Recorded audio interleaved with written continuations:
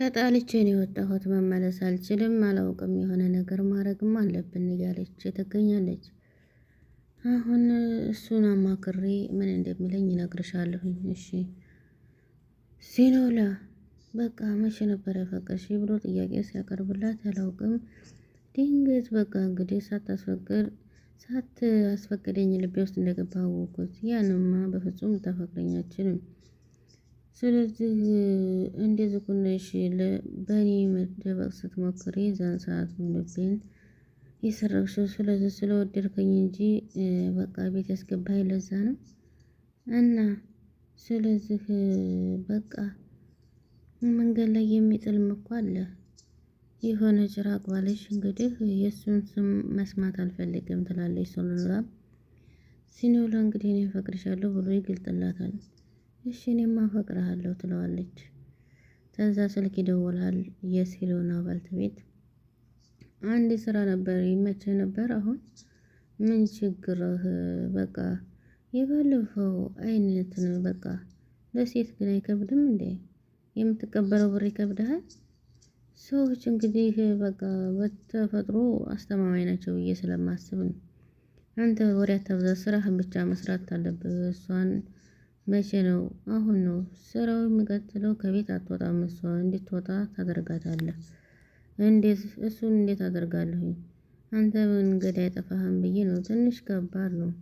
የማይቻል ነገር አለ ብለህ ነው? እሺ አድርገው ይልና ስልክ ይዘጋል።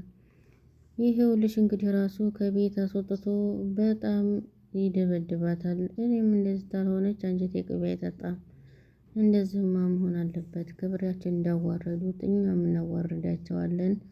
በትክክል ለነሱ የሚገባቸው ቅጣት ነው እያሉ እንግዲህ በቃ እንደዛ ማድረግ አለብን እያሉ ይገኛሉ። ምን አይነት ምግብ ቢሆንልሽ ነው? እኔ የምጠላው ምግብ የለም። እሺ እነዚህ እጆችሽ እንደሚጣፍጡ ታውቂያለሽ? እንዴት መቼ በልተሃቸው?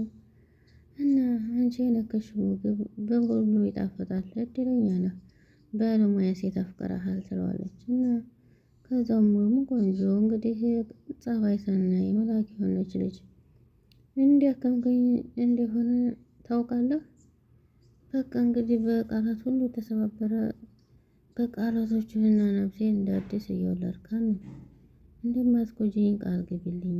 ስለዚህ እኔ ራብ አንቺ ነሽ። እንዲራብ ካረግሽኝ ትጎጂኛለሽ። እንዴም በቃ እንግዲህ እንዴት ትራበኝና አላደረገኝ። ስለዚህ አርፈህ ስራህን ስራ እያለችው ትገኛለች ማለት ነው። እና ፈቀደልህ ልቤ ነው የፈቀደው። አርፈህ እንግዲህ ስራችን ብትሰራ አይሻልም እያሉ እየተደናነቁ ይገኛሉ ማለት ነው። እሺ ስራችን የሚያዋጣን ስራችንን በመስራት ነው። እሺ እንደዛ ከሆነ ይሉና እነዚህም ደግሞ መጠጣቸውን እየጠጡ ሰላም ምንድን ነው የሆንከው? ወይኔ ጉዴ መቼ እያለች እሱም እየሳቀ ይገኛል። አንተ ሁልጊዜም ክብር ክብር ትላለህ። እኔ እንደዛ አላልኩም። በቃ እኔ አላልኩም በቃ እንጂ ሂጂ ወደ ቤትሽ ሲላት ሂጂ እባክሽ ሰክረሻል፣ ሂጂ ቤትሽ እያላት አባዬ ይገለኛል ትላለች። በዚህ እድሜ ከአባትሽ ጋር የምኖረው? አዎ።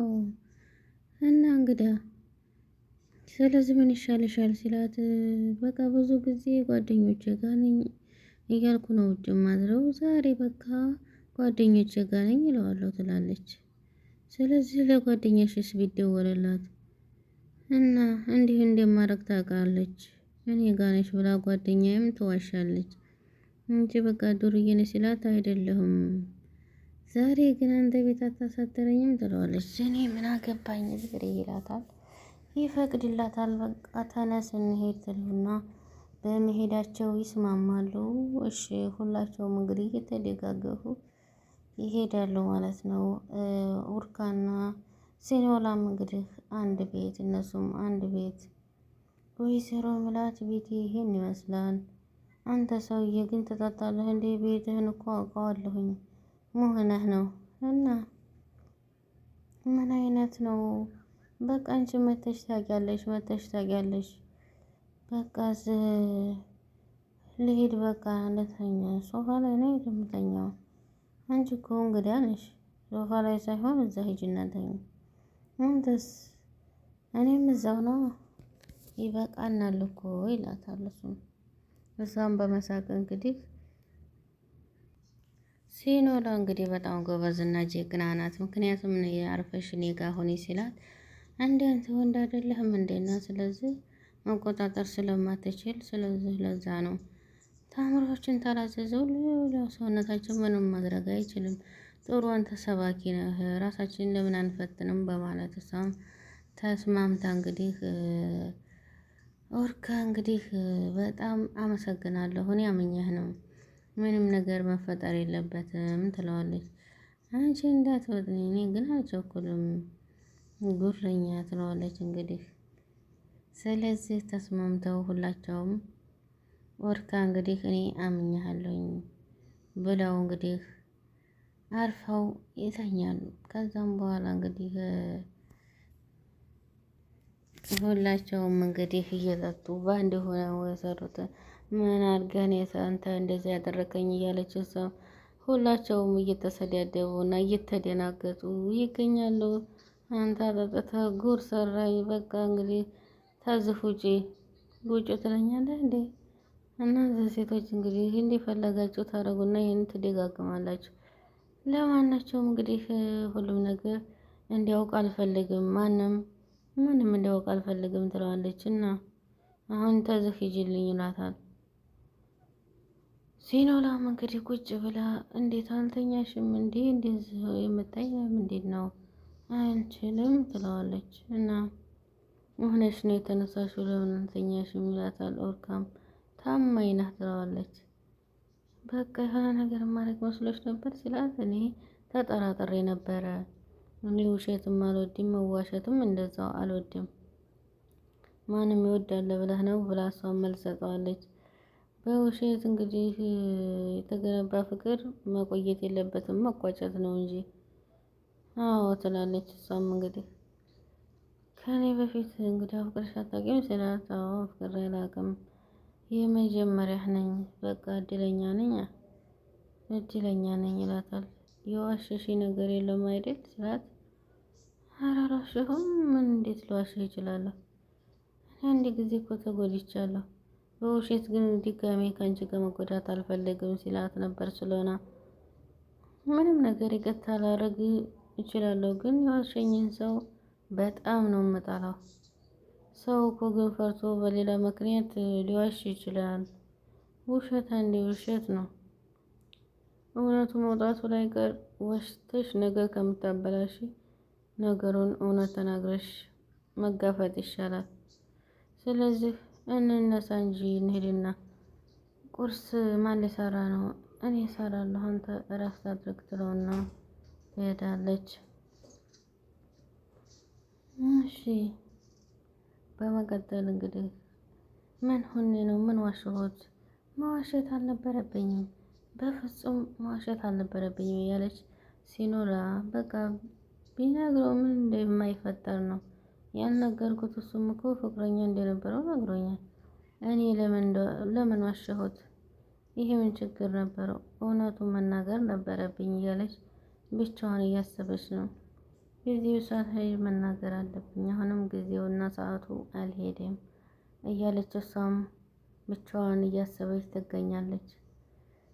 በመቀጠል እንግዲህ እሷም ቤቷን እያጸዳች ባለችበት ሰዓት ሲኖላ አስቢ፣ እኔ ምንም ነገር መዋሸት የለብኝም፣ እሱ እኮ ሁሉን ነገር ሳይዋሽ ነግሮኛል። ቤቱን እየጠረገች ባለችበት ሰዓት ወረቀት ታገኛለች። ሲኖላ ወረቀቱን ታገኘች በኋላ ታነብና ማን ነው እዚህ ጥሎት ሄዶ ስለ አባቴ ምንድን ነው? ምን ሊሆን ይችላል ብላ እሷም በጣም በድንጋጤ ወረቀቱን ይዛ ወደ ውጭ ትወጣለች።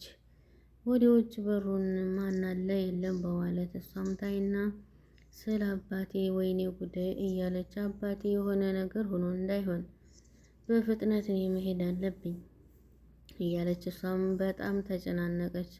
ለወርካ ልንገረው?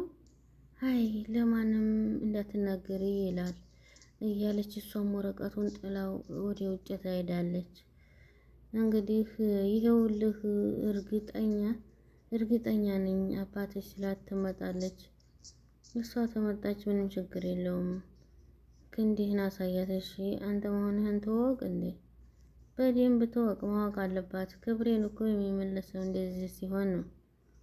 ስለዚህ ሴት ነች ብለህ ዱላውን ሳሳ እንዳታደርግ። እሷ ስላስለመድኳት እንደንዝዛለች። በቃ እንዳትሞት እንዳሽር አድርገህ ነው ይለዋል። በጣም ከባድ ነው። ስለዚህ እሷ በጣም ታሳዝናለች። ያው ደውሎ እሷ እንድትታገትና እንዲደበድባት ያደርጋታል። በጣም ደስ ይላል። በጣም ጎበዝ ነው ማለት ነው እያለች እሷም እንግዲህ ቡናቸውን እየጠጡበት ባሉ ሰዓት እሱን ይለውን ሞታ ትሄዳለች። እሷም ወረቀቱን ጣል አድርጎላት እንደሄደ በቃ ሄዳለች። የአባቷ ነገር በጣም ከባድ ስለ አባቷ ሲሏት ትመጣለች። አትቀርም፣ ጠብቃ ስራህን ፈጽመህ በኋላ ንገረኝ ይለዋል ማለት ነው። እንዴት ቤት ሄዳ ነው? እስካሁን አልመጣችም? እኔ የት ሂጅ ልፈልጋት እያለ እሱም ኦርካን በጣም ይደናገራል ማለት ነው። እሷ ግን ሄዳለች። ያው ችግር ውስጥ አስገብቷታል ባሏ ማለት ነው። ይሄ ብዙ ነገሮችን ያስተምራል። በጣም በጣም ከባድ ነው። እሱም ወረቀቱን ያው ወረቀት ብድግ አድርጎ ያይና ተከትሏት ይምኪን ይደርስላታል። ሁለታቸውም ያው እንትን እንደሚሉ ነው። ምክንያቱም እሷን ብሎ ሲሄድ እሱም እንዴት ይሄ ሊሆን ቻለ? ይህማ ሊነግራት ነው የቻለው ስለ አባቷ እያለ እሱም እንዴት እያለ እየተጠራጠረ ብቻሽን ነሽ ለማለት ለምንስ አስፈለገ? በቃ ማን ነው ይህን ሊያደርግ የቻለው? ይሄማ የሆነ ወጥመድ ያለው በማለት እሱም ተደናግጦ ወደ ክላስ ይሄዳል። አንተ ግን ምን ያህል በቃ ደወለ። በእርግጠኝነት እንግዲህ ዱቄት አድርጓታል እያለ ስልካቸው እነሱም ያወራሉ። አቤት በቃ ስራው ተፈጽሟል። ሰው በርካታ ሰው በሚገባ ከአካባቢው በፍጥነት ሂድ። በቃ ተዝኪነታ ተቆየች እንግዲህ ትሞታለች። እኔ ማንም አላየኝ። ጥሩ በቃ ተፈጽሟል። በቃ ማንም ታልደረሰላት እሷ ልትሞት ትችላለች። በመሞቷ ችግር አይመጣብንም ስትለው እንዴ እኛ አልገደናትም እንዴ ነው የሚመጣብን? ጉዳዩ ተተያዘ ወደኛ መንጣቱ አይቀርም ብለህ ነው። ስለዚህ እሷን ሲጠይቃት በቃ እና ገዳው ማቅረብ ነው እና ብር ካለ በሰማይ መንገድ አለ እያለ እሷም የሞት ደረጃ ላይ ባንደርስ ግን በጣም ደስ ይለናል። ሴት ስለሆንሽ ብትፈሪ ምንም አይደል እና ሴት ልጅ ፈሪ ናት ብላ ነው የምታስበው ትለዋለች። ስለሆነ ነገር ቢያስቡት ዋጋ የለውም፣ ትርጉም የለውም ይላታል። ምክንያቱም ተመካክረው የሰሩበት ስራ ነው። እንዴት ሞት ሳይሆን እኮ የተነጋገርነው እንድትኖር ነበር። ለወርቃዴውና ንገረው እባክህን ንገረው እያለችው ነበር። እሺ እንግዲህ አትልፊን ያናገረም አላደርገውም እያለ ይገኛል። እሷም ደግሞ ለወርቃ ልደውል ነው። በጣም ከባድ ነው። ይሄን ማድረግ የለባቸውም ነበር። ለማናቸውም እሷ መልካም ልጅ ናት። ይሄን ያህል ጉዳት መድረስ የለባትም። በጣም ታሳዝናለች። ላይክ ሼር በማድረግ ቤተሰቡን ሰላም አለይኩም።